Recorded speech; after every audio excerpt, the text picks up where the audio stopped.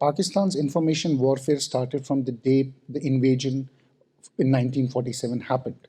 When the radio Pakistan started broadcasting live what they are up to and how they are going to take over Kashmir. And there was an era when TVs in Kashmir were tuned to PTV more than they were tuned towards Doordarshan. फौज हर दरवाजे के सामने खड़े होकर सुरक्षा नहीं दे सकती कि आप बाथरूम भी जा रहे हैं, टेलीफोन करने जा रहे हैं, सौदा लेने जा रहे हैं तो आपके साथ में वो एक सोसाइटी देती है. जिस दिन कश्मीरी सोसाइटी ये कहेगी कि हमारा जो डिस्ट्रक्शन आज की तारीख में 30-40 साल से हो रहा है वो पंडितों के बाहर जाने की वजह से है, वो श्राप से है, वो उनकी एब्सेंस से है. जब ये प्लूरिस्टिक सोसाइटी वापस आएगी तो हमारी प्रोग्रेस उसी हिसाब से होगी जो 700 साल पहले है. In Kashmir they had accepted it कि ये तो होना ही है. जो 5 दिन मैंने इनके साथ काटे थे, we even filmed some of this stuff. It was very horrific. और मैं इनसे पूछता था आप कैसे कर सकते हो, how can you let your women get rape by this? क्या करें जनाब, इनके हाथ में बंदूक है और ये जिहाद लड़ रहे हैं.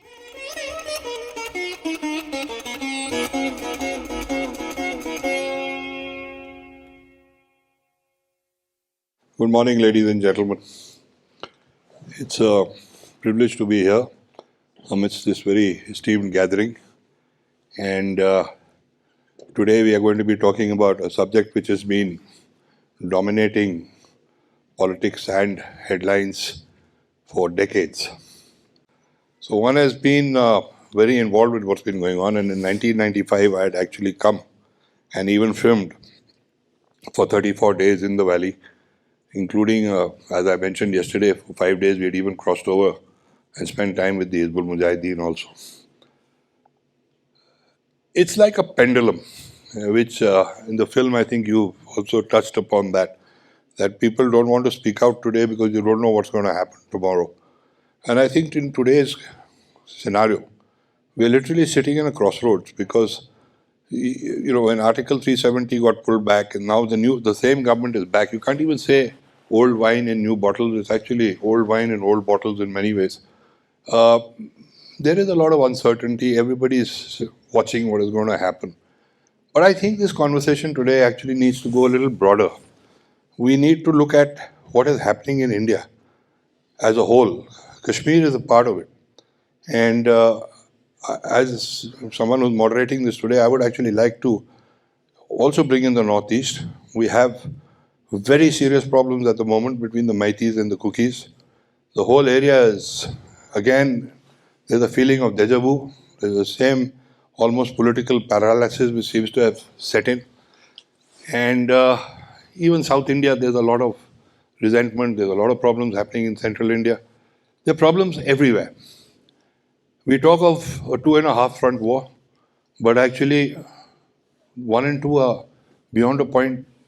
That's the geopolitical scenario. It's this 0.5 which is your real killer.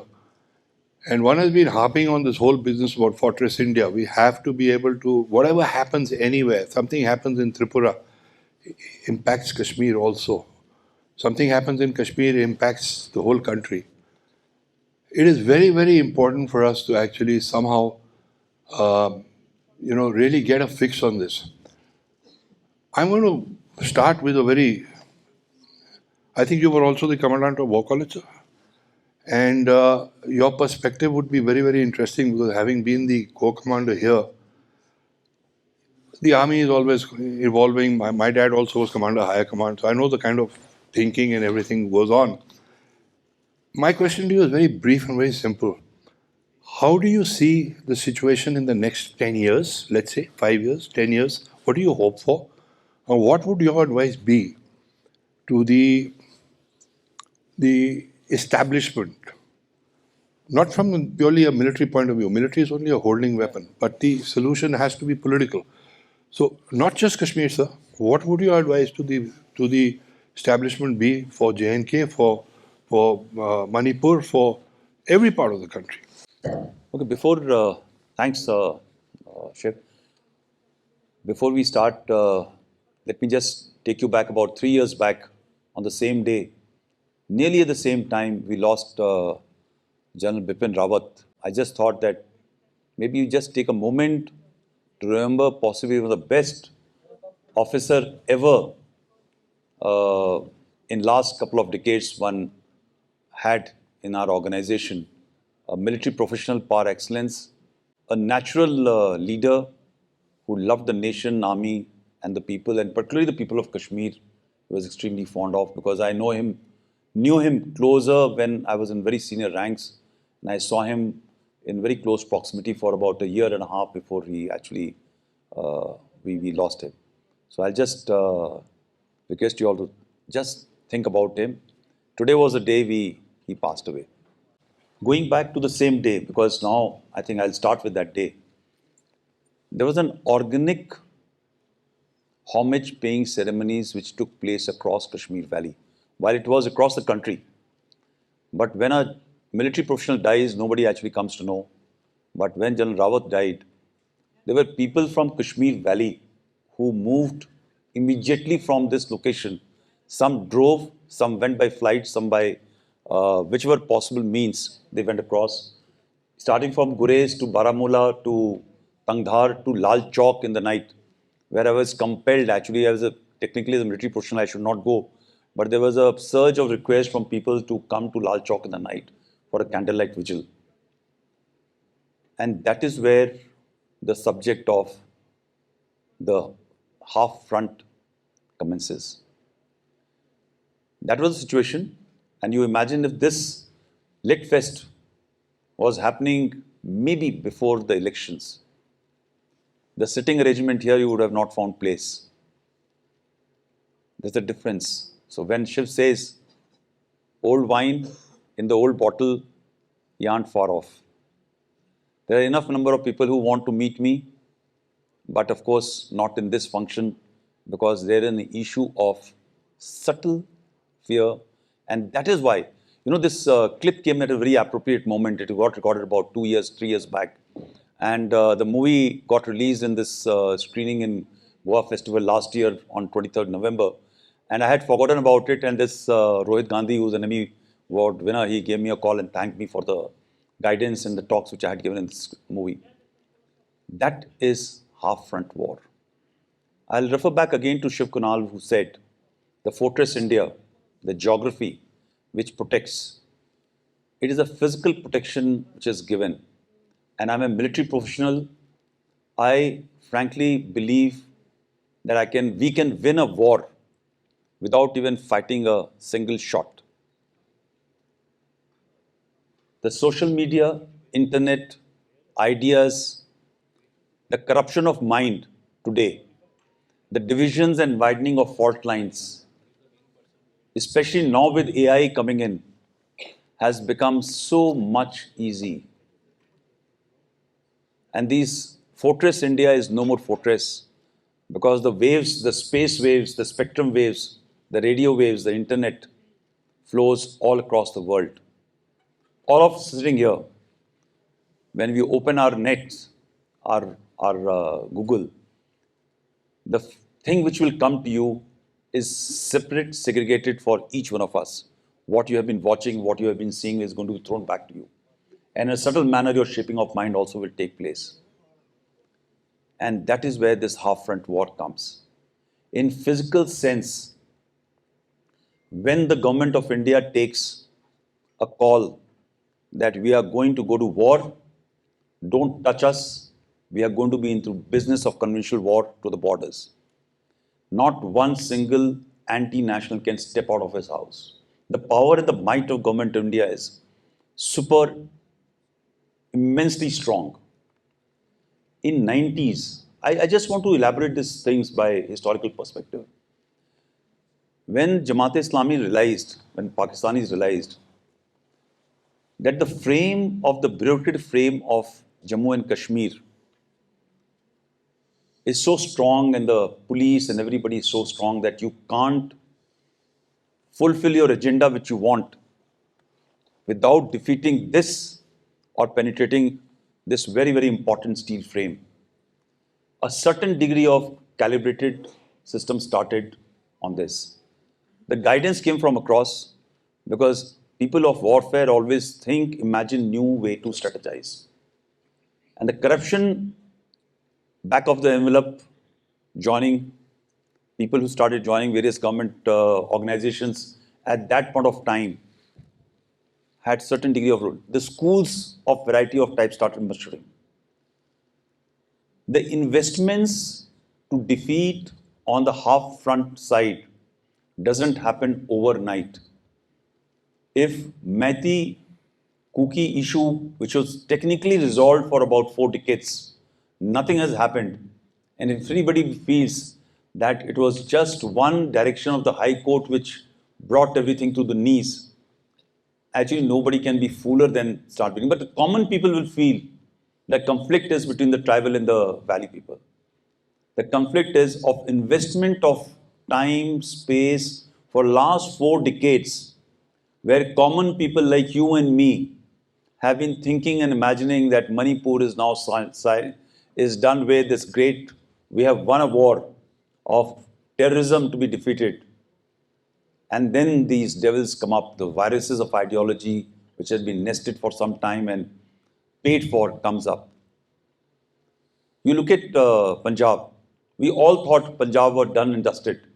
People don't want what is being talked in foreign shows. Who is that half front war is not within the country. It is being now propagated outside the country, actually touching the ground here. And common people like us will start relating to everything which is happening to the farmers' agitation to a linkage will be drawn.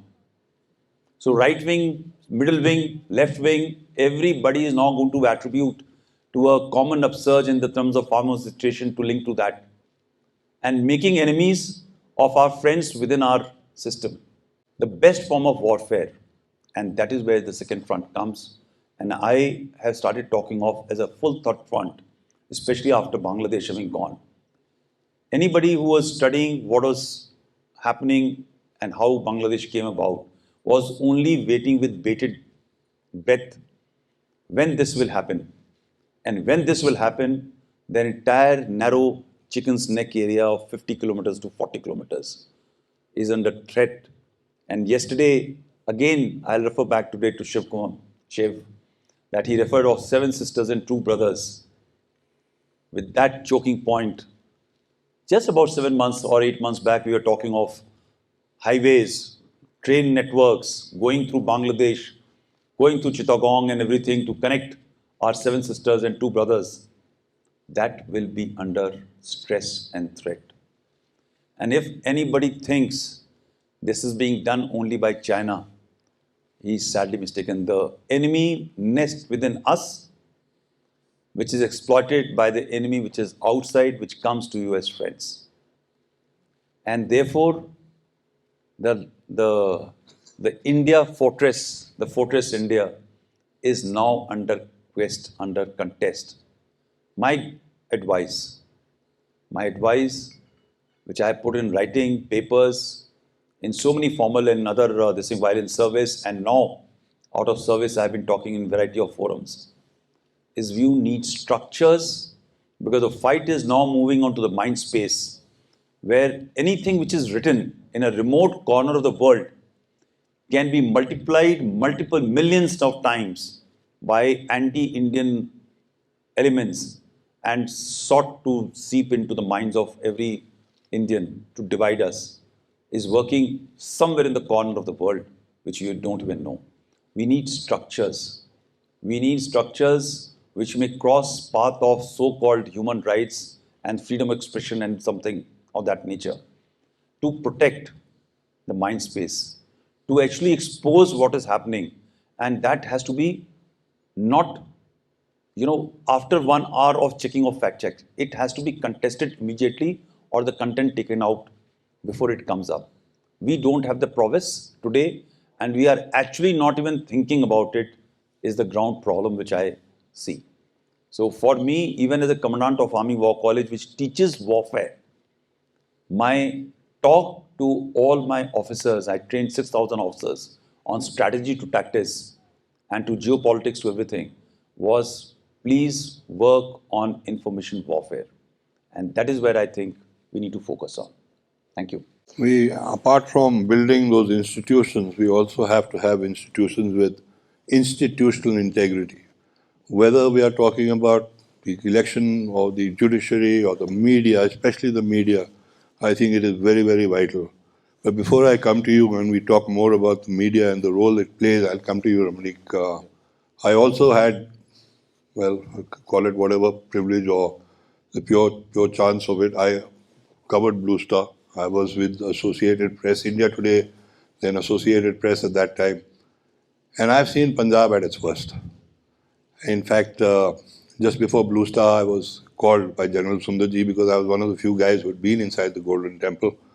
I'd had Bindranwale actually put a pistol in my mouth and even pulled the trigger and all that. But I'd been away in Assam and I told him, I said, sir, I don't really know what's going on in the Golden Temple at the moment. But we have seen Punjab, which was actually the heartthrob of India in many ways, come to its knees in those dark days. And today, again, this whole narrative is building up. When this whole farmers' agitation began, there was this, you just referred to it, that everybody started branding them as Khalistanis. In fact, I went on TV and I even said this. I said, for God's sake, stop using that term because you are only stoking a fire which will flare up again. It will happen in Germany, it may happen in London, it may happen in Canada, and as we've seen, it is really getting out of control. Your comments on the situation in Punjab and exactly how dangerous it is of course we all know it is literally a tinderbox. But what are your views on it, and how best can we actually control it at this point of time? So, day two, Kashmir Literature Festival, an esteemed panel, I'm honored. And if I'm permitted to divert a little and come to the background and then touch Punjab and how it all happened is, let's see, there was an article in the Global Times, which is the Chinese mouthpiece, in 2008, which said that we are capable and in a position to break India into 20 smaller states. So the 16 years back, the idea in our enemy's mind was very clear.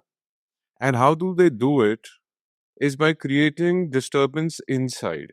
So this half front war, or the half front that we discussed, like General Saab said, I completely agree with him.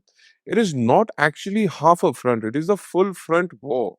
And it is a enemy within that we have to deal with a lot of caution and literally with kid gloves. We can't go guns blazing as if it's a kinetic war. It's not that. We're dealing with our citizens literally. And again, in any democracy, in any setup, people are the epicenter, citizens are the epicenter. Every 5 years, government has to go back to people to get a mandate or vote. So there are compulsions, there are issues, and the third front war, or let's say the internal conflicts, is actually a gray zone warfare. And like the general said, it is more to do with information warfare and deep fake. All sorts of mind games are being played on a very regular basis. So half a front can never be taken lightly, is because, if I may put it very crudely, General Saab will agree कि जंग तो चलती रहेगी बॉर्डरों पर, ये हमारे घर के अंदर हमारी टांगे काट देंगे.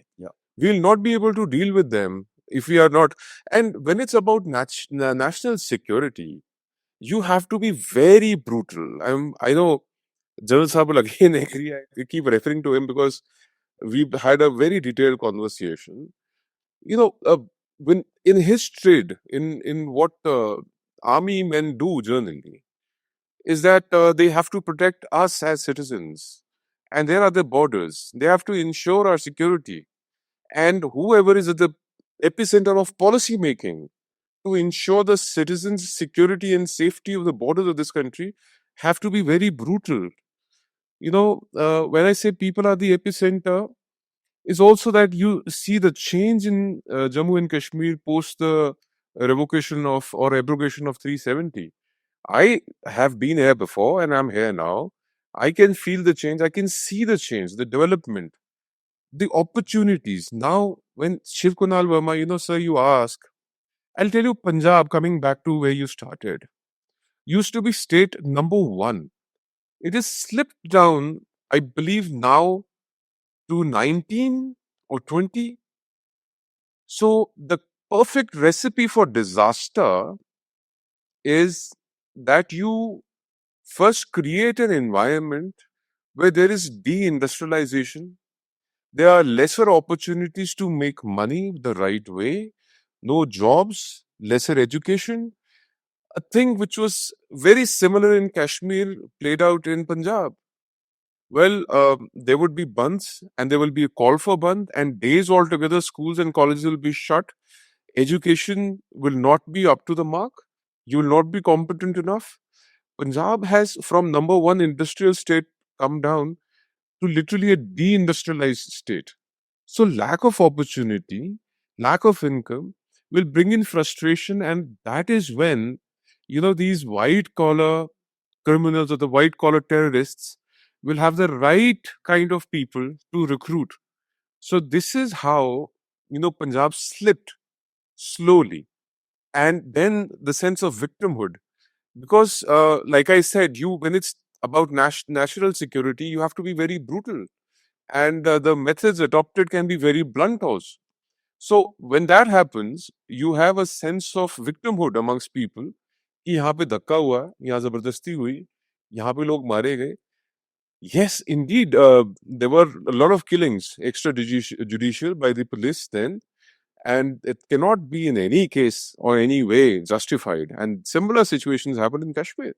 So these recipe for disasters were actually created because there is a physics principle. It says an object at rest shall remain at rest unless an external force is exerted upon it. So there have been external forces which are being played out. I'm sure because I'm in Kashmir, I can mention this. There was a former chief minister, now former chief minister, who had a communication tower in their residence, and that came out in papers. I mean, who are they communicating with? Why would they need a private communication tower? So, I mean, again, the politics. I would name people. I don't mind naming people. So you have Rahul Gandhi, who talks about divisiveness, to divide India on the basis of caste lines. Anything that comes from a foreign land is acceptable. Anything which is our own, indigenous, is looked down upon. Then there are players, there are deep state nations. Look at the situation around us. Today, I believe Syria has fallen. Yeah. So there is a regime change in our neighborhood, in Afghanistan, in Pakistan, in Nepal, in Myanmar, in Bangladesh, in Sri Lanka, in Maldives. Who do you think is next?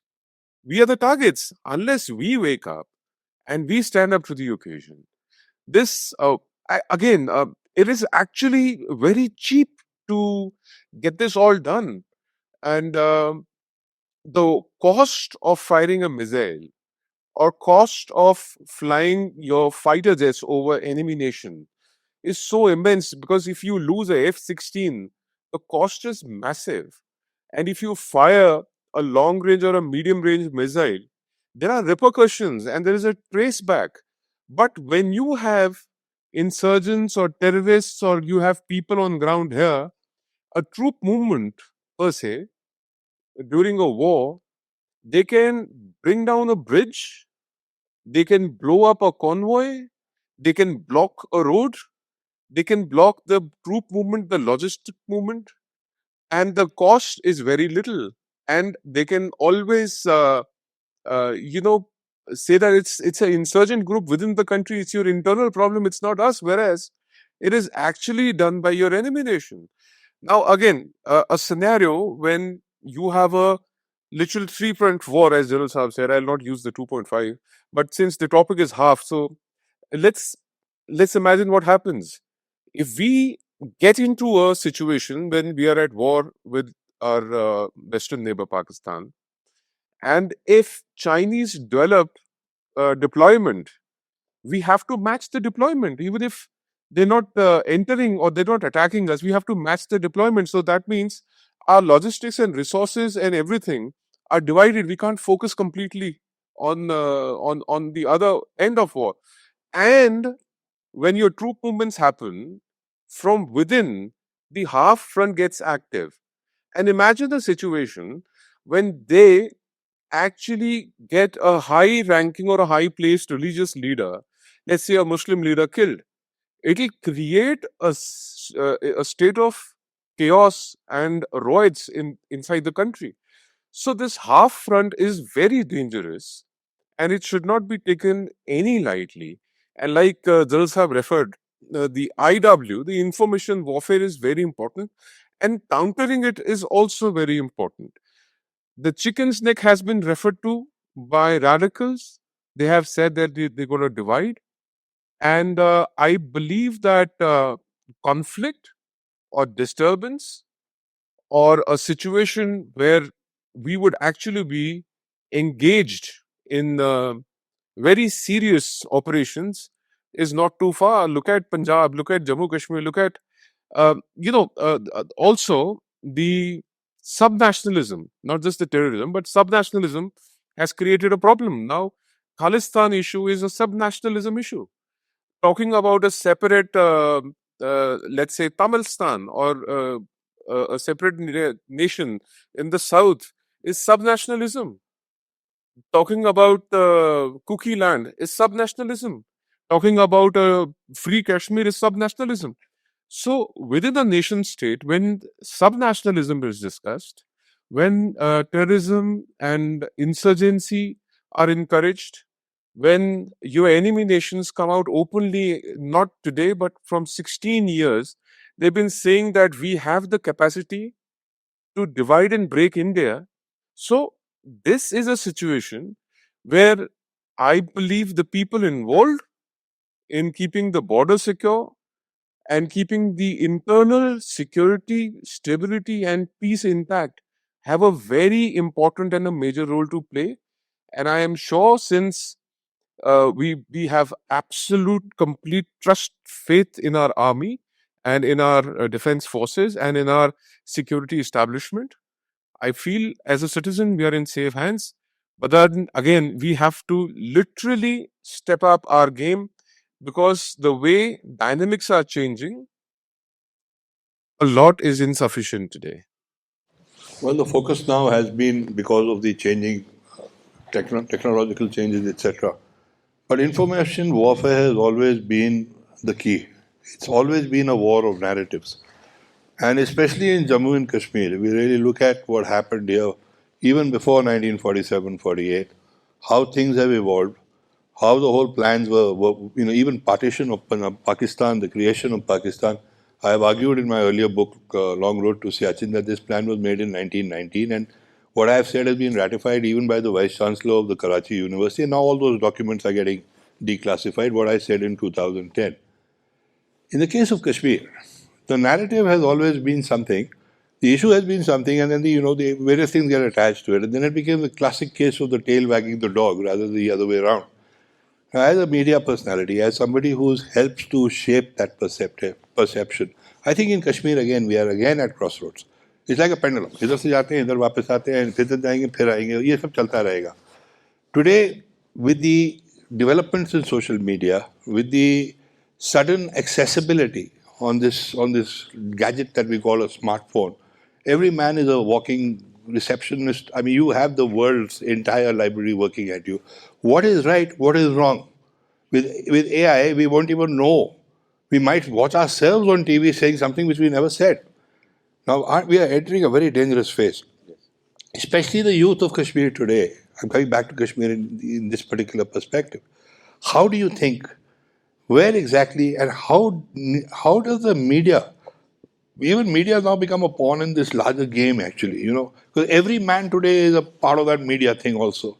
But how do you see it happening, and how do you see it playing out, and how do you see the scenario in J&K in particular?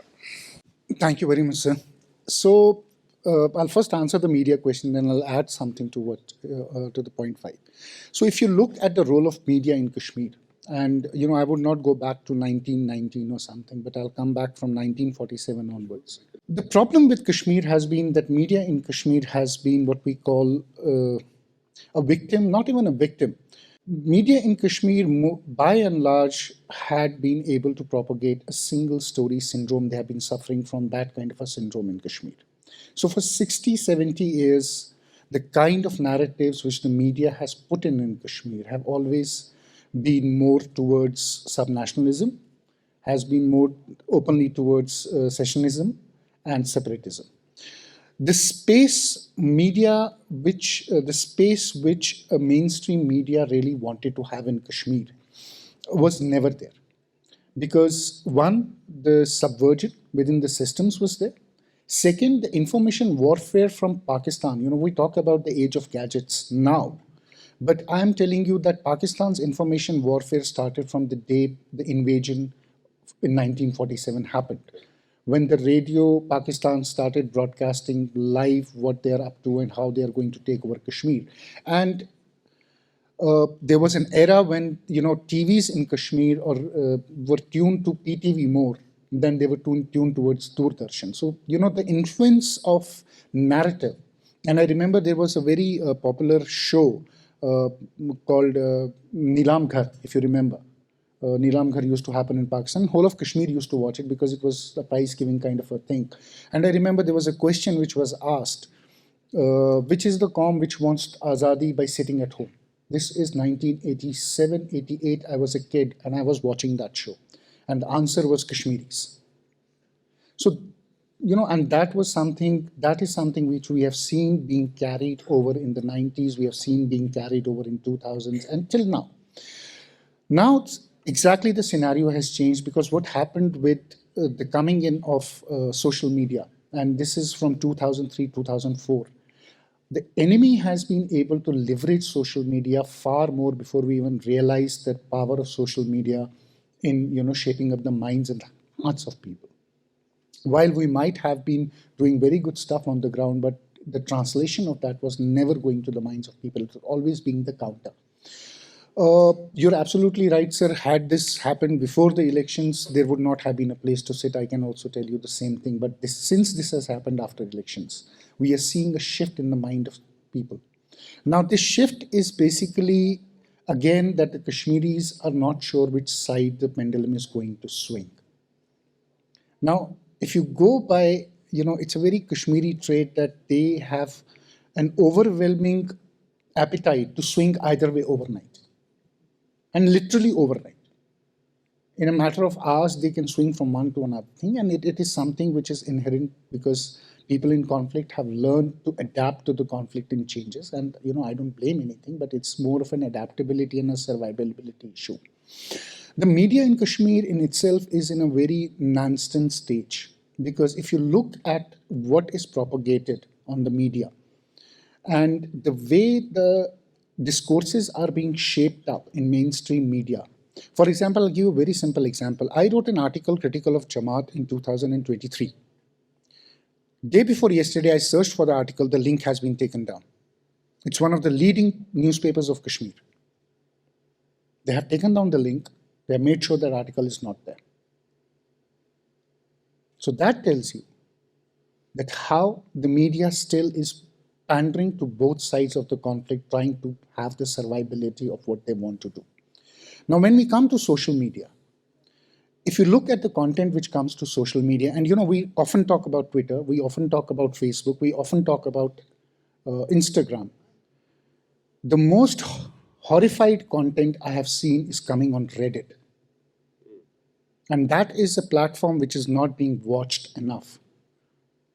But that is where the maximum engagement is. The kind of information warfare which is being fought on Reddit far supersedes what we see on Twitter as of today, when it especially comes to Muslims and it especially comes to Kashmir. I mean, I was literally taken by surprise saying that this is the magnitude of these discussions and the magnitude of information warfare on Reddit is much higher, but nobody is focusing there. Similarly, if you go through the Telegram channels, you go through the WhatsApp channels, right? The mainstream media is here. I'm going to speak very openly. They might say terrorist in open. In their WhatsApp groups, they still say unknown gunmen. In their WhatsApp group, they still call them militants. So when the larger propagation to the public is happening, they have a very different connotation. When the official propagation of the narrative is happening, for the officers, it's a very different messages. So Kashmiri media, by and large, still is stuck between the two. One messaging is for the officials or for the official communication. One messaging is for the larger public. So they're playing this game both ways now. They're trying to address the issues both ways now. They're with the minds of the people, it is still what we saw pre-2019, the same kind of approach. But they know since the official channels are watched, they have changed the language there. And this happened with some newspapers as well. Right after 2019, there was a particular newspaper who, for the official distribution, had a full-page ad of the government, and when it went to the public distribution, that ad was missing. The page was entirely missing because it was a front page. So this one information warfare and this media narrative in Kashmir is something which I say that it's still at the crossroads. They still have to decide which way they want to go, where they want to go. The propaganda coming in from Pakistan is not coming in from Pakistan anymore, as General Saab said. There is an increased propaganda which is coming from different counters of the world.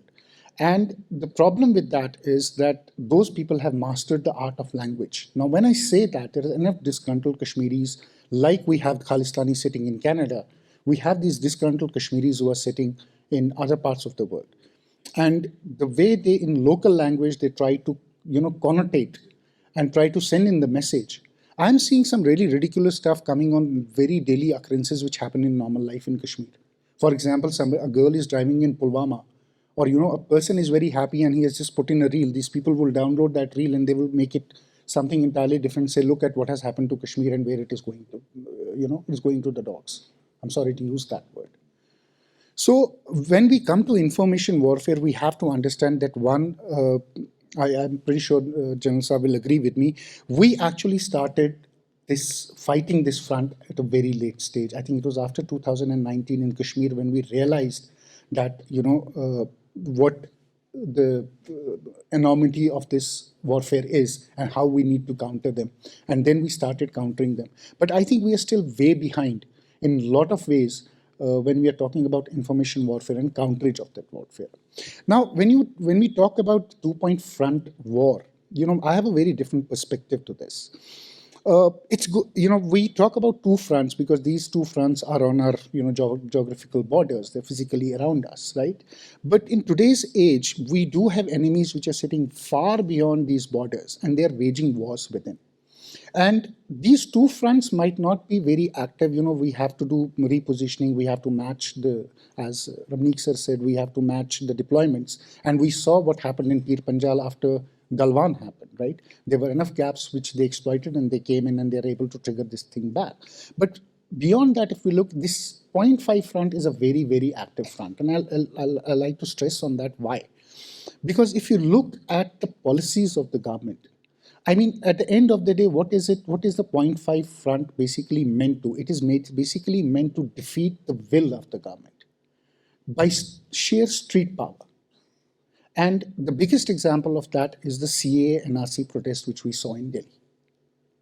Bloodless, very difficult. Till now, the NRC is on the back foot. CAA, we have been able to do it. But if you look at the larger narrative, and honestly, CAA and NRC are entirely, most of people don't even know this, are entirely two different things.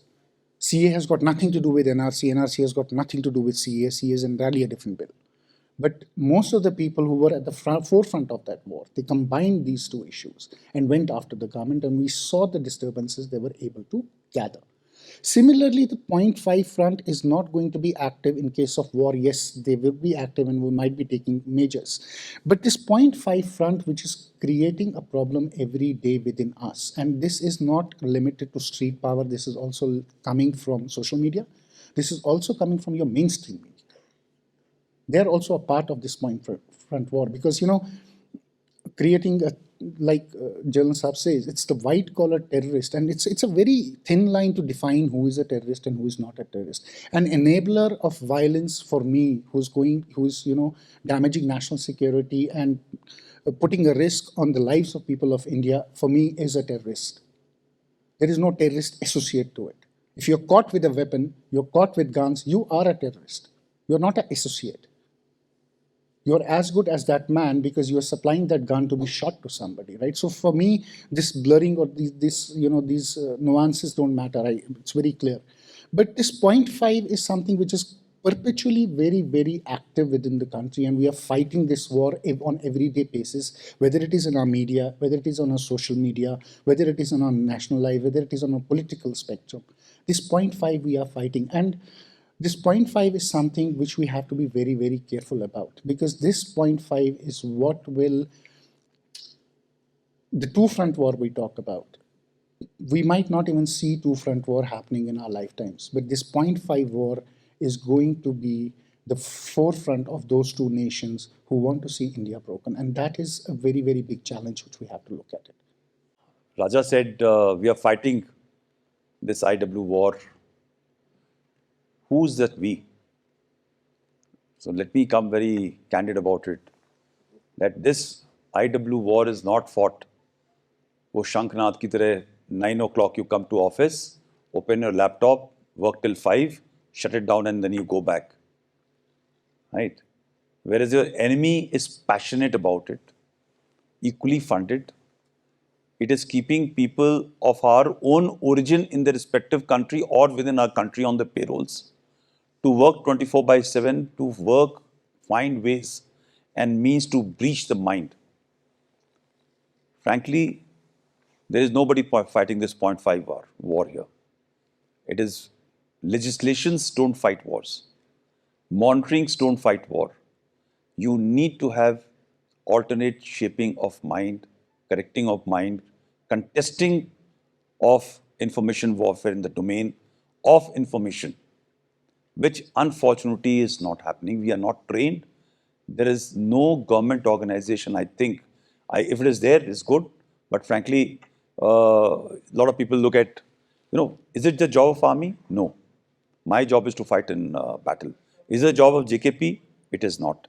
Is it the job of Kashmir bureaucrats, Jammu and Kashmir bureaucrats? It's not. Is it the job of the politicians? Oh yes, to excite people, right? So who is actually fighting this information warfare campaign? The second front war which is being perpetuated on our country successfully to an extent that the divisions which were less are only expanding. Is not. My advice, because we are so-called democracies, where freedom of speech is so important, this fight can be only fought by normal citizens like you and me. When you see a Twitter tweet of a certain lady who's vociferously for burqa, following Islamist principles to the hilt for the woman, in the morning celebrating yesterday or day for yesterday, celebrating a particular day, wearing skimpy clothes, wearing a glass of wine in her hand, and trying to tell the Kashmiri woman to go behind the veils. Somebody here, not men, but the women need to fight and say, Madam, thank you so much for your advice. Why are you telling us to do when you're not doing the same thing on that side, right? This fight cannot be, at least in Indian context, where the moment government will pass a legislation, there will be an upsurge about it. This fight has to be fought by every common person, sane person. The problem is that the conflict benefits few who fend into the conflict. The people who want the routine to go. Kashmiris are happy with peace. But who's not happy? Who are being denied that power to control the mind and space. And that is why you will hear a lot of time people will come from outside, even from within. Revocation of 370 is, there's an undercurrent. People are very unhappy. एक बड़ा subtle messaging of negative narrative happens, which puts in the fear in the mind of the people. And that gets on repeated time and again, time and again, time and again. There is never a positive narrative of smile, happiness, joy. Schools have been opened. There's no bun. 5 years, things were hunky-dory. People were coming. Lakhs of tourists have come. Things were fine. Nobody wants to talk of it. And therefore, this shift, and as Raja said, that unfortunately, a common Kashmiri has been adapted, not for 47 onwards, for last 700 years onwards, to shift onto the side of power, which is going to be brutal on them. because they need to behave according to the masters who are ruling you at that point of time. I hope it changes. Sorry.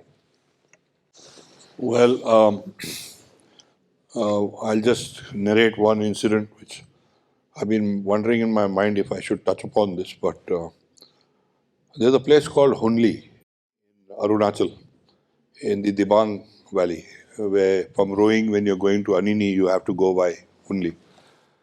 And I was doing a lot of photography in the Northeast at that time. And the governor at that time was an ex-army chief. And his guest was his golf-playing buddy who had been a chief minister of Jammu and Kashmir.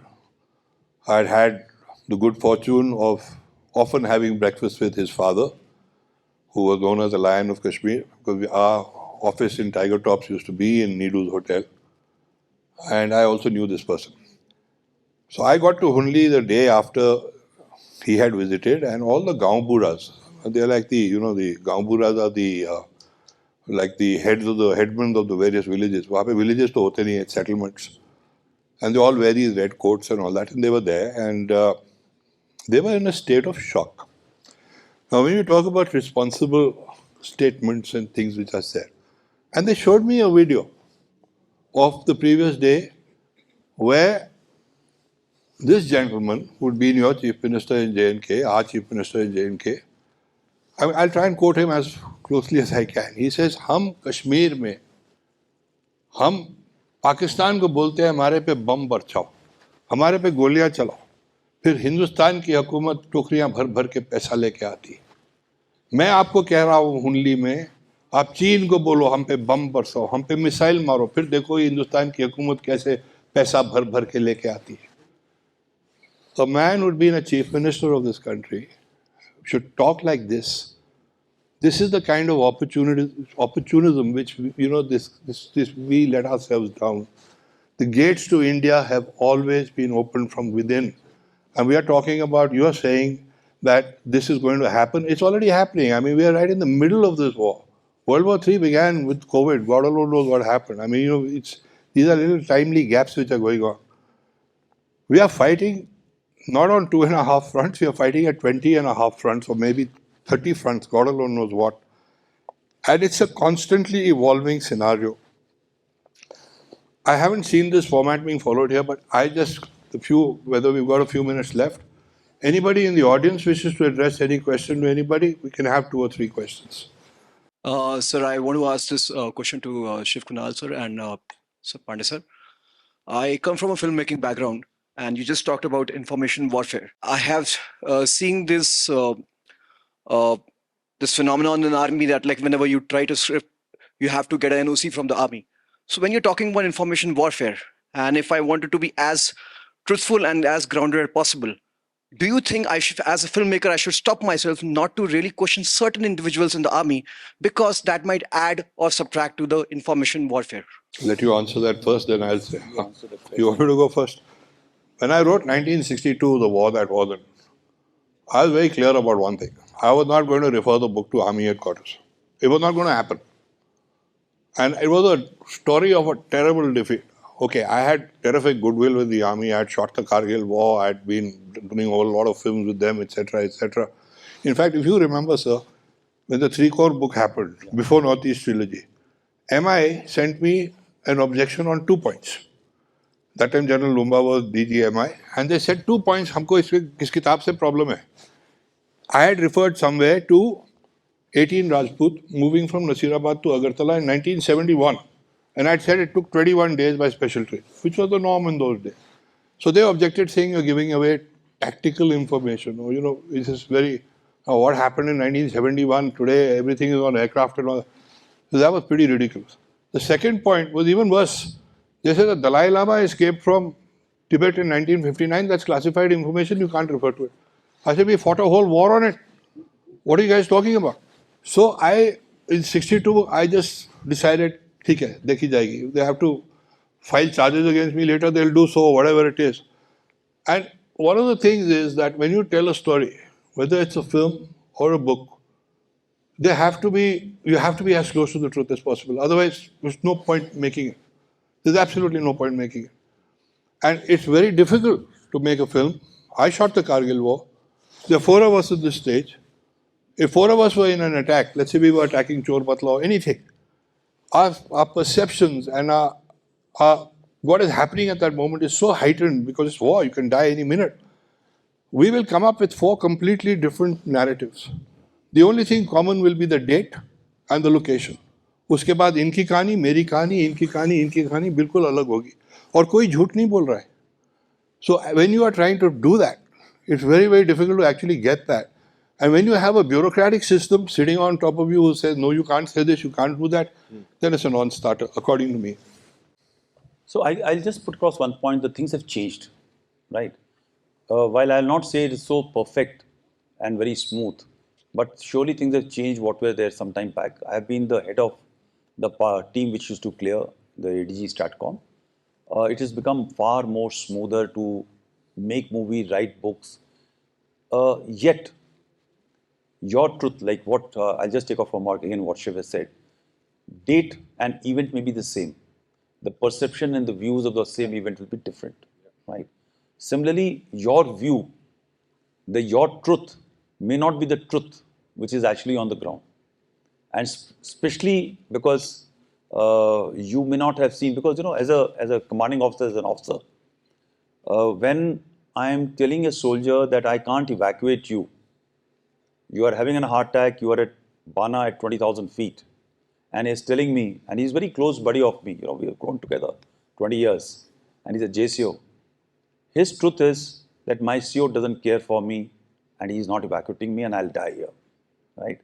But the truth of the ground is that the weather is packed up, the chopper can't come, a heart patient will move once, you need to take him out moving straight to the medical authorities so that he can survive. His view is different, and my view is that it's snowing heavily, avalanches are occurring, and I will put 12 more men to short death. My perception and his perceptions are different. As a filmmaker, which perception are you going to show? If you show both of them, it will come out. So you need to show those perceptions. Now, I don't exactly know what story you want to make, but the fact is that the views, perceptions are different. The second is, while making film, by telling a truth, a harsh truth, you have to also look at it, that what is the impact on the public it is going to have in long term, right? Security is not such an easy thing to come by. So while there will be a bureaucratic level, some young guy who may think very differently about issues, you know, like I will never bother about something like this, okay, so let it go ahead. Again, me as a head and somebody as a head may have different perceptions. But yet, I can assure you, as long as you are smart about it, to ensure that the image doesn't take a beating in long term, I think it's fair enough. We also have one more issue too when you're making a film.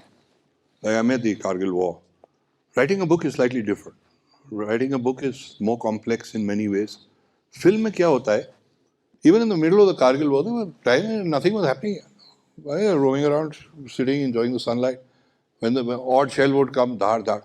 But when we made the film, the document, the whole thing gets compressed. And when you're actually doing a kind of a feature film or something later, then you've got other angles into the whole thing. There were these guys who had come from Siachen. They wanted to buy the rights of my long road to Siachen. And money was terrific. I was very tempted to take it. But I decided to have breakfast with the guy before signing that thing the next morning. And I asked him, I said, bhai, just tell me the story क्या होगी? और वो शुरू हो गया बड़े passion के साथ कि Bana Singh was having an affair with this woman and this. I said, what are you talking about? And it was like, you know, it got nothing to do with my book. And where are you? He said, नहीं आपको नहीं मालूम यही चलता है. तो अगर यही चलता है तो फिर, you know, गड़बड़ हो जाती है.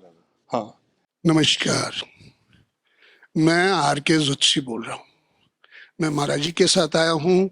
मैं आपको कुछ प्रश्न इस तरह से कर रहा हूँ जो अभी तक पिछले 2 दिनों से अभी तक आपने डाइस पे जितने भी सेशंस लिए हैं उसका सारांश लेने के लिए और जो उसका अस्तित्व है या उसका लक्ष्य है उसकी सूक्ष्म रूप से आपसे प्रश्न करना चाहता हूँ. प्रश्न है कश्मीरी पंडितों का. भारतवर्ष में इस वक्त सरकार ने एक अच्छा कदम उठाया है कि कश्मीरी पंडितों को वापस कश्मीर बुलाया जाए, उनको व्यवस्थित रूप से रखा जाए. मेरा निवेदन है, प्रिमिटिव एज से जब डिवाइन थ्योरी हुई थी, जब ऑर्गेनिक थ्योरी आई थी, हिस्टोरिकल थ्योरी आई थी, धीरे धीरे प्रिमिटिव आदमी ने आज की तारीख में जो डिजिटल है, जो आपको अभी लेटेस्ट युद्ध में आता है कि अगर आपको एक मोहल्ले के एक मकान को उड़ाना है तो आप डिजिटली एक बटन दबाते, वही तो मकान खत्म हो जाता है, बाकी सुरक्षित रह जाते हैं, क्योंकि आपको ये पता नहीं आपका दोस्त कौन है, आपका दुश्मन कौन है। इस चीज को देख के, इस परिदरा को देख कर, क्या कश्मीरी पंडितों को आप सुरक्षित अपने अपने स्थानों पर जो जहां रहता है, कोई तो मोहल्ले में एक ही घर है, कहीं तो बहुत 500 घर है, कहीं 2 घर है, और बहुल्य संख्या मुसलमान यहाँ रहते हैं, कैसे सुरक्षित रखेंगे? ये आपसे भी प्रश्न है, सरकार से भी प्रश्न है, कैसे आप रखेंगे? इसमें कई फोरम कश्मीर के आप जानते ही होंगे, वो कार्य कर रहे हैं, भारत सरकार के साथ वार्ता भी हो रही है, जैसे पनून कश्मीर है। मान लीजिए आप इसमें अपना आदेश निकालते हैं, you have to go, we will rehabilitate you, मगर क्या ये सही रहेगा? आज तक 7 बार ऑक्सीडस हुआ है। 7 बार में ऑक्सीडस क्यों हुआ है? 7 बार यानी कि 6 बार जो हुआ वो वापस आएगी, कुछ तो रह गए जो हिंदू रह गए। यहाँ आपका सवाल था, कश्मीरी पंडितों को क्या आप सुरक्षित मुहैया देंगे? क्योंकि आपने दिल्ली में कश्मीरी पंडितों की अभी जो मिल रही थी रिलीफ भी खत्म कर दी है, आप उनको बेघर कर रहे हैं। वहां से लोग पड़े हैं जिनको खाने के लिए नहीं है, और यहाँ के लोग ये समझ रहे हैं कि उनको भारत सरकार बहुत अच्छा दे रही है। ऐसा नहीं है। पहली बात है जोशी जी, आपका जो कंसर्न है सर माथे पे, बहुत ही जायज़ कंसर्न है, बहुत ही जेन्युइन है, मगर ये हम 4 जो लोग यहाँ बैठे हुए हैं वो उसका जवाब देने के लिए सक्षम नहीं है। और मतलब हम गवर्नमेंट ऑफ इंडिया नहीं है, हम गवर्नमेंट ऑफ कश्मीर नहीं है, जम्मू एंड कश्मीर नहीं है, और हम यहाँ की एक्चुअली में सिविल सोसाइटी भी नहीं है। और इसका मैं आपको अपने जो एक्सपीरियंस है, मैं 7 टेन्योर यहाँ कर चुका हूँ, मैं अपने एक्सपीरियंस से मैं आपको एक निचोड़ बताना चाहता हूँ। अगेन वो भी मुझे बताने का हक नहीं है, क्योंकि एक मैं फौजी हूँ, तो शायद मैं सोशल उसके बारे में बात कर सकूँ। आई जस्ट वांट एक एग्जांपल देना चाहता हूँ मैं बहुत क्विकली। हमारे बीबी कैंट के अंदर एक सेमिनार चल रहा था, आरती टिक्कू जिनको आप जानते हैं, उन्होंने आकर के एक अपनी जो व्यथा है और उनके अंकल के साथ, चाचा के साथ क्या हुआ, और जो एक किसी पिक्चर के कश्मीरी फाइल के अंदर एक वो सीन दिखाया हुआ है, तकरीबन वही सीन उनके साथ में हुआ था।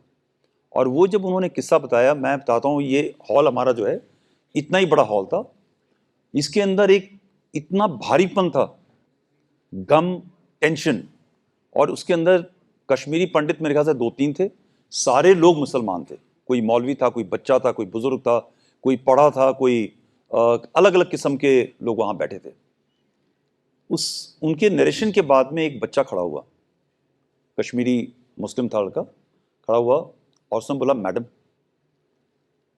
ये जो आप अगर बता रही हैं ये सच है, तो हमें इसके बारे में किसी ने अभी तक बताया नहीं, हमें पता नहीं। मैं आपको, ये रिकॉर्डेड है, और मैं ही नहीं था, राजा मुनि भी थे, और ये यू देयर ना दैट टाइम, ठीक है, ही वाज देयर। और अगर ये हुआ है जैसा आप बता रही हैं, मुझे ये लगता है यकीन हुआ है, मैं आपसे इस चीज़ के लिए क्षमा मांगता हूँ सबकी तरफ से। वो एक क्षण के अंदर वो जो एक वातावरण था, गुस्से का, डर का, भय का, ये क्या बोल रही हैं, वो 1 सेकंड में छट गया। और आरती टिक्कू यहाँ नहीं बैठी हैं, मैं एक्चुअली उनको सल्यूट करना चाहता हूँ, जिस हिसाब से उस बच्चे को उन्होंने फिर उसके बाद में हैंडल किया कि बेटा ये आपकी गलती नहीं है, ये हमारी जनरेशन की गलती है कि हम सच को छुपाते चले आए। यहाँ पे आप 100% सिक्योरिटी तो कश्मीरी मुसलमानों की नहीं है, कश्मीरी पंडितों को कोई कैसे दे सकता? जो सुरक्षा है वो सरकार नहीं देती है, वो फौज नहीं देती है। फौज हर दरवाजे के सामने खड़े होकर सुरक्षा नहीं दे सकती कि आप बाथरूम भी जा रहे हैं, टेलीफोन करने जा रहे हैं, सौदा लेने जा रहे हैं, तो आपके साथ में वो एक सोसाइटी देती है।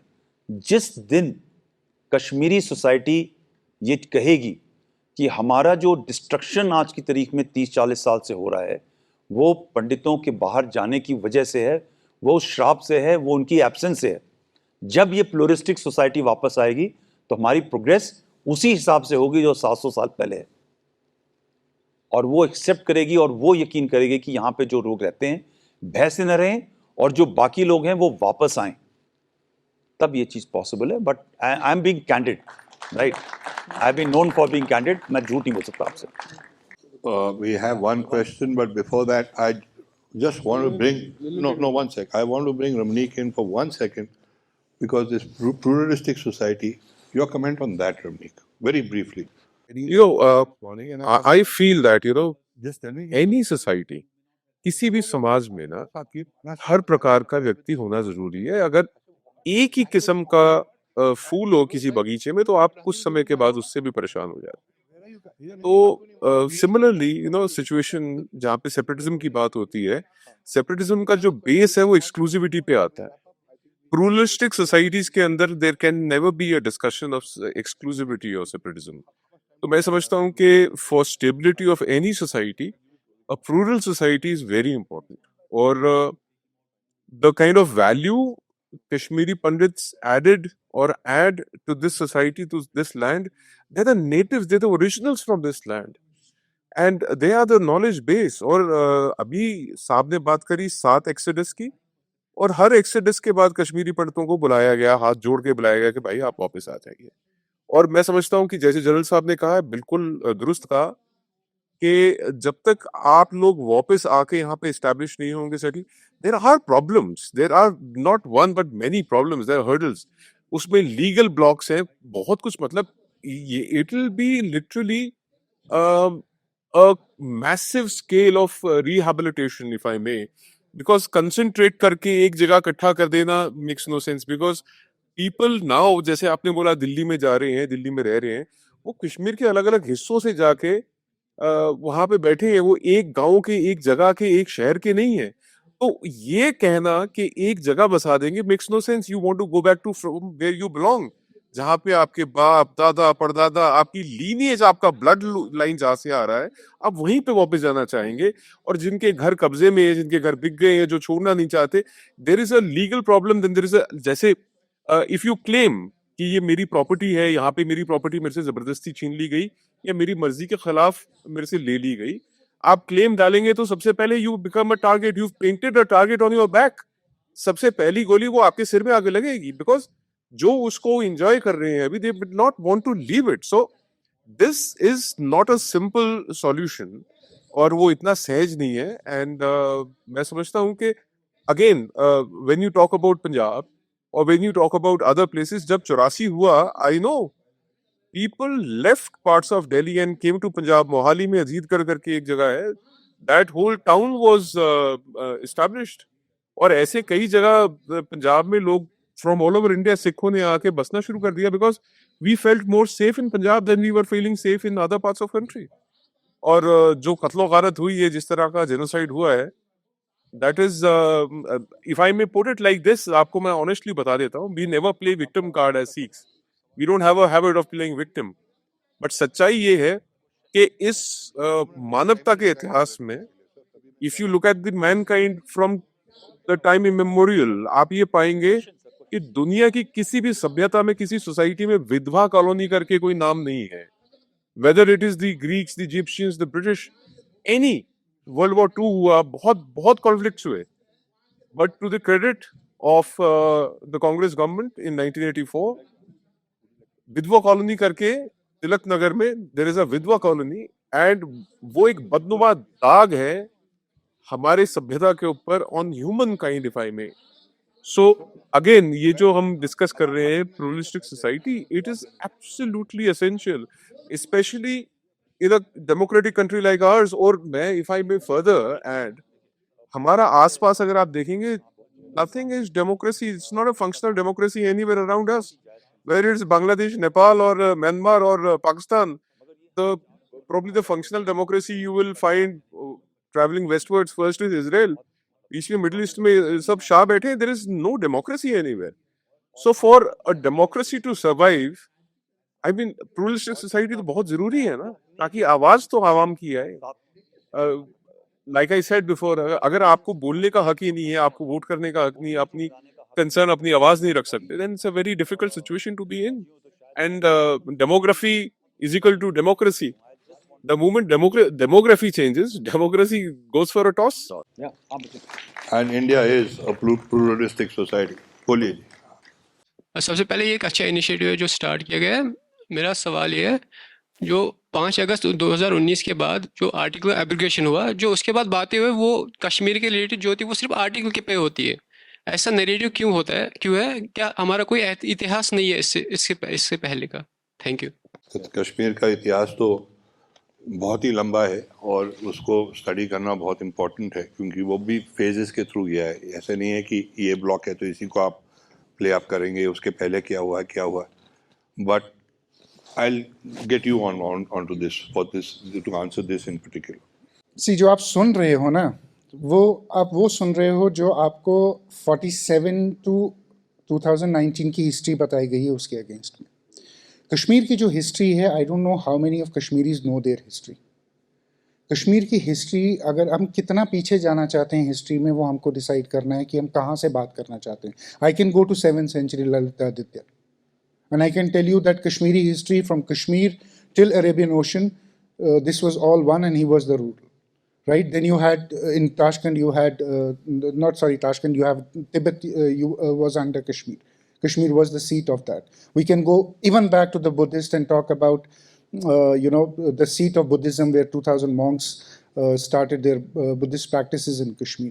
So it depends on what reference of history. We can go from 1947 and talk about Kashmir and what Kashmir became after 1947, or I can take that history to 1931 and start discussing what happened in 47 is what happened in 1931. So it's very important to understand where are you taking your history from, where are you taking the cue from. Now, what you are seeing in media, in mainstream media, people writing about this, is because I wish what is coming in the media now, the same media would have given that space to write about Kashmir from 1990 to 2019, when that was never allowed. That voice was always scuttled. They never let you speak about that thing. And that is a reaction of what you are seeing between the last 30 years. What you are seeing is coming in the media now. Kashmir is a lot more than what you read in newspapers. Kashmir has a big history, a lot more history. It's a diverse culture. Thank you. You know, आपको मैं एक ये कहानी अभी मैं कुछ समय पहले किसी बता रहा था, ज़्यादा नहीं एलैबोरेट करूँगा. तकरीबन 20 बच्चे टेररिस्ट बनने की कगार पे, एक टेररिस्ट बन गया था और उसके माँ बाप उसको वापस लेके आए थे. हमने सिर्फ 14 दिन, मैं नहीं था उसके अंदर, आर्मी नहीं इन्वॉल्व थी, एक जगह दी, स्थान दिया, उनको रिक्वेस्ट किया आपका जब दिल हो तो छोड़ के चले जाना. वो सिर्फ वहाँ पर 2 हफ्ते रहे. उस 2 हफ्ते के अंदर टेररिस्ट का फादर, एक टेररिस्ट जो उसकी मौत हो चुकी है सिक्योरिटी फोर्सेस के खिलाफ से, उसकी मदर, किसी का भाई, कुछ मौलवी और कुछ पढ़े लिखे नौजवान, उन्होंने उनके साथ में 14 दिन गुफ्तगू की. शाम को पिक्चर देखते थे, टीवी देखते थे, नेशनल ज्योग्राफिक देते थे, पूरी दुनिया के बारे में देखते थे. लास्ट के, और मैं 2-3 बार गया उनके पास में सुनने के लिए उनके बारे में. लास्ट के 2 दिन के अंदर उनका सिर्फ यही था कि साहब हमें किसी ने ये सब चीज़ें पहले क्यों नहीं बताई, कि दुनिया में हम ही नहीं हैं, दुनिया में बहुत कुछ है, और इस कश्मीर, जम्मू कश्मीर के अंदर भी बहुत कुछ है, हम ही नहीं है, और हमारी हिस्ट्री कितनी पुरानी है और हम किस किस्म के लोग थे. इस चीज़ के बारे में, क्योंकि इस चीज़ के बारे में बात करेंगे तो आपको उस हैसियत पर ले जाने के लिए लोगों को बड़ी मेहनत करनी पड़ेगी. लोग जॉब, एम्प्लॉयमेंट, इन सब चीज़ों के बारे में बात नहीं करना चाहते, क्योंकि ये लिखा मैंने कल, आपने सुना नहीं, इस पर पूरा आर्टिकल लिखा मैंने, क्योंकि उनको पता ही नहीं है कि आपको एम्प्लॉयमेंट कैसे देनी है. इसको पीस रखेंगे तो कैसे एम्प्लॉयमेंट आएगी. तो आपको बहलाने के लिए, बरगलाने के लिए सिर्फ 2019 एक बहुत ही बड़ा थ्रेट था जो टूट गया और अब कश्मीर अलग चला गया. लोग ये नहीं बताएंगे कि पहली बार vice chancellor of Kashmir university is a woman. There are number of institutions where a woman has started coming out. ये कोई नहीं बताया कि आजकल के ज़माने में लड़कियां कैफ़े खोल रही हैं, दुकानें खोल रही हैं, बेकरी खोल रही हैं और फ्री चल रही हैं. आप थोड़ा सा 2019 से पहले जा कर के देखिए, अगर आपने वो वीडियो देखी होती तो लोग पथराव चल रहा था, उसके बारे में नहीं बात करना चाहते. ठीक है, प्रकाश आपने नाम सुना होगा उस बच्चों का, 4-5 बच्चे लड़कियां पूरी दुनिया में, हम सऊदी अरेबिया को कॉपी करने की कोशिश करते हैं, आजकल लोग वहां पे मॉडर्न हो गए। और मैंने फिर रेफरेंस दिया, वो आपको लोग एडवाइस कर रहे हैं, कंट्रोल कर रहे हैं, जिनके बच्चे अच्छे अच्छे स्मार्ट छोटे छोटे कपड़ियां पहन करके, I am using funny word call कपड़ियां, बाहर घूम रहे हैं, मगर आपको एक अलग तरीके की निजात देना चाहते हैं। जब तक आप इसी तरीके से वोट करते जाएंगे और आप उनसे सवाल नहीं करेंगे कि भाई आपने 5 दिन असेंबली के घुमा दिए उस चीज़ के बारे में बात करने के लिए, रादर देन टॉकिंग कि मेरा रिजर्वेशन का क्या हुआ, एम्प्लॉयमेंट का क्या हुआ, मुझे नौकरी कब मिलेगी, फिनेंस का कैसे करेंगे, मैं बिजली का बिल कैसे भरूंगा, वो तो आपने पूछा नहीं। ये जब तक आप जवाब नहीं करेंगे, you will not find people accountable, you will only listen to stories of 2019. When you will get 2019, then somebody will talk of 1953, then somebody will talk of 1947. This is a way to keep your ideas away from important issues which hurt people. Right? I am not a politician, भैया मुझे नहीं पता, मैं बिल्कुल सब बात कर। One more thing I'll just add before we wrap up is that I firmly believe, I've been seeing Kashmir, I've been coming and going. I also believe that the women of Kashmir have a very, very major role to play in the way forward. Absolutely. One question which I have been asked again and again, because I covered the terrorism in Punjab, I covered it in Kashmir. मेरे से कई लोग पूछते थे in various forums कि भैया ये बताइए कि कश्मीर और पंजाब में फ़र्क क्या है? And my answer was quite brutal. Some of you may not like it actually. I used to say in Punjab, always the women were involved. जो भी terrorists थे उनको पैसा चाहिए था, उनको ड्रग्स चाहिए थे, उनको औरतें चाहिए थी। पंजाब में अगर आपको औरत चाहिए थी तो आपको उसके बाप को, उसके भाई को, उसके आसपास के सबको मारने की ज़रूरत पड़ती, क्योंकि वो चाहे वो कुछ भी हो वो आपसे लड़ेगा। In Kashmir they had accepted it कि ये तो होना ही है। जो 5 दिन मैंने इनके साथ काटे थे, we even filmed some of this stuff, it was very horrific. और मैं इनसे पूछता था आप कैसे कर सकते हो, how can you let your women get rape by this step? क्या करें जनाब, इनके हाथ में बंदूक है और ये जिहाद लड़ रहे हैं। अगर आपका माइंडसेट ऐसा रहेगा तो you had it, and it is the women who have to eventually protect themselves, they have to learn, they have to educate themselves, and they have to be at the forefront of the new Kashmir, and only then I think we really stand a chance for the state to regain its lost glory. And one more point I'll add to your very, very good question. ये सिर्फ कश्मीर की बात नहीं है भैया, ये हर एक जगह की है। आप मणिपुर में जाइए, उनकी हिस्ट्री देखिए कहाँ तक जाती है, चलती रहती है। This country is made up of hundreds of pieces, each as fascinating as the other, but it's the totality when we look at it. वो जो कहते हैं ना नैरो डोमेस्टिक वॉल्स, उसमें जो आपकी प्राइड है उसको आप पहले समझिए, फिर आप अपने नेबर को समझिए, फिर आप, it's like a ripple effect, और फिर आप वापस आ गए उसी पॉइंट पे, फोर्ट्रेस इंडिया पे, उसको समझिए, फिर आपको पता चलेगा कि you are something very special in a very special country. Thank you all. You've been wonderful people. Ramnik wants to get in a last word on it, so I'm just handing over the mic. I can see the lady very eager to bring the next session on. So I'll tell you, because there was a reference where it was referred and General Sahab made it amply clear that the politicians have to incite, and he's not a politician, so very clearly I've been very closely associated. So one thing politicians do is incite people the wrong way. And when you have a legitimate and a genuine question, they will not answer your question, but they will follow the ABCD. ABCDs: avoid, bypass, confuse, and divert. So they will always take you there. And taking relief from Kunal, well, historically, अगर आप भारत की सभ्यता को देखोगे तो यहाँ पे पराक्रमी की पूजा हुई है हमेशा. Even the gods and goddesses you see, they have a weapon in their hand. You know, in our Sikhi, Miri Piri ki pratha shuru hui. We were, matlab, our gurus were, mostly towards the spiritual side. But Shri Pasha Guru Gobind Sahib, he pick up a sword, and then Guru Gobind Sahib said, "Koi kise ko raj nahi de hai, jo le hai nij bal se le hai, aur raj bina na dharam chala hai, dharam bina sab tale male hai." So you have to empower yourself. You have to put the fear of God in your enemy. आपको उसके अंदर इतना भय पैदा कर देना है, इतना अपने enemy के अंदर भय पैदा करना है by your own power.